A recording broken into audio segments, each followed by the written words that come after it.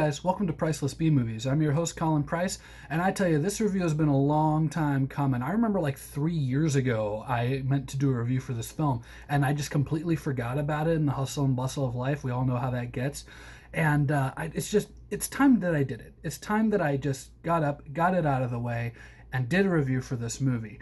It's a movie from 1991 about a lawyer who was instrumental in bringing this crazy guy to justice, except that this guy, now he's in jail, has had a lot of time to think about, okay, I'm going to get this lawyer. I'm going to break out of here and I'm going to make his life hell and I'm going to do all these horrible things to him and his family. That's right. You all know the movie I'm talking about, Cape Fear. Just kidding. I'm going to do the other one. Ricochet. So Ricochet stars Denzel Washington. At the beginning of the movie, he's kind of a beat cop. He and his partner, played by Kevin Pollak, become very famous for capturing this killer named Earl Blake, played by John Lithgow. And the way that they catch him, he becomes, it's almost kind of, this video becomes viral. I'm not going to ruin it for people who haven't seen the movie, but it's a very comedic scene. And, everyone involved kind of becomes famous. Blake becomes famous, but not in a good way, because he was busted and humiliated. And then Washington, of course, he and his partner become, they get promotions. And, the movie flash forwards a few years, and you see that all this time that Blake is in prison, he's just seething about this, because the night that he was captured was supposed to be his big night. He was in the middle of committing a crime that would have really catapulted him into the criminal underworld, and the fact that he was caught just kind of ruined everything for him. And you really see that hatred in John Lithgow's performance. But at the same time, he has nothing to do other than watch the news and see how Washington just keeps climbing the ladder, more and more success, gets married, has kids, eventually becomes a Los Angeles district attorney.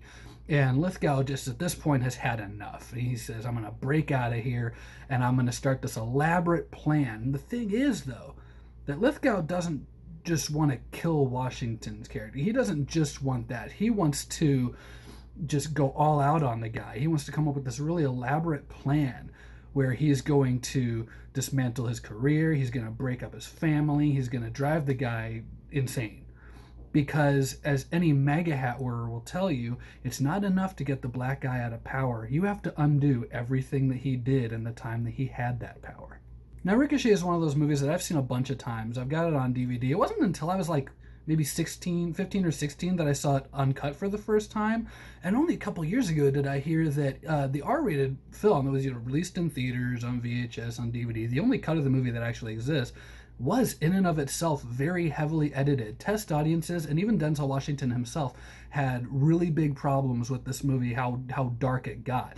The film, as it is already pretty dark. There's references to things like suicide, child pornography, there's a female on male rape scene. I mean, this movie goes to some pretty dark places that you might not expect just from the get-go. And it's kind of amazing to me to find out that there was at one point a version of this movie that was even grittier and even more violent. I almost have a hard time fathoming that. Who would have written all of that into a script and thought this will be okay in 1990, 1991? Visually speaking, the film is shot very well. The cinematography here is better than what you might expect from a movie like this. In the late 80s, early 90s, we were getting a lot of these kind of gritty urban cop thrillers, but I think that this one really stands out with its visual style. And I was not really surprised to learn that it was directed by Russell Mulcahy, the guy who did the first Highlander movie. There's several scenes and several shots in this movie that are almost complete recreations, including a sword fight in the prison that is almost shot for shot in certain parts of it, the end sword fight from Highlander. It's pretty amazing to watch, but it's definitely got that director's stamp on it. The performances are pretty great too. Denzel Washington has played this kind of character so many times. Even by the early 90s, he had played this kind of charming cop or detective character so many times that it's he's kind of can do it in his sleep. Toward the end, when the character's starting to lose it a little bit, he does kind of go pretty hammy with it. But if you want to talk hammy, so does John Lithgow. I think both these actors throughout the movie do a good job of knowing when to play it kind of over the top and when to play it low key. Some of the best scenes in the film are just the two of them talking, which doesn't happen too often without something else going on in the background. I think my favorite scene is a scene where John Lithgow challenges Denzel Washington to an arm wrestle, and there's this great monologue between the two of them about there's great back and forth between the two of them about how, you know, all of this happened. One of them went all the way up, one of them went all the way down, and just because they met each other. You know, as the writing's so good, the dialogue's so good. I think this film doesn't get enough credit because a lot of people would watch a trailer for this or look at a poster and think this looks stupid, this looks dumb. I think because the content kind of pushes it in a much darker place than you would think, and because the performances from the two leads are so convincing, it really makes for a thrilling and suspenseful film that could just as easily have, well, been garbage. As far as flaws in the film, I think some of the supporting cast isn't that great. There's a couple of characters that I think are just too one-dimensional for what's going on. There's a character who's kind of a henchman to John Lithgow, who's just the most annoying guy. I just can't. Like every time I watch the movie, I almost want to just like flip past his scenes because he's just that one note. If you ever used to watch like the Looney Tunes cartoons where you had the big dog who was real muscular, and then you had the little dog who'd follow him around and run circles around him like, "What are we doing today, Butch? What are we doing today?" That's this guy. And after about an hour and a half to 2 hours of the film's runtime, it gets really annoying. Other than that, there's definitely some problems with logic in this film. And with thrillers, I just have this thing.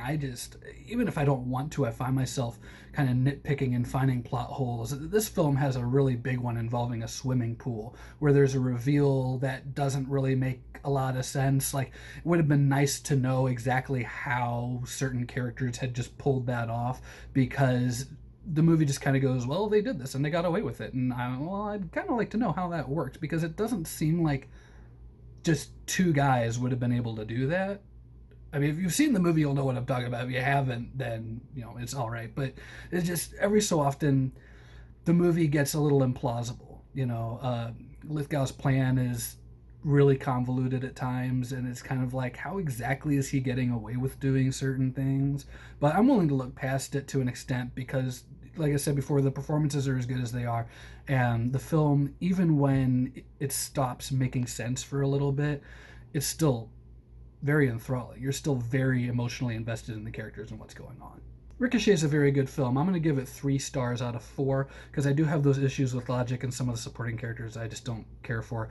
But honestly, I think all things considered, it's one of the better kind of urban cop films of the early 90s, you know, urban crime films of the early 90s. We had like King of New York and New Jack City and Trespass. I think that those movies are a little more well known. I think that Ricochet deserves a little more credit and deserves to be up there with those. So, I mean, if you haven't seen it, definitely give it a watch. If you want like a fun action thriller from that era, you really aren't going to have too many issues with this one.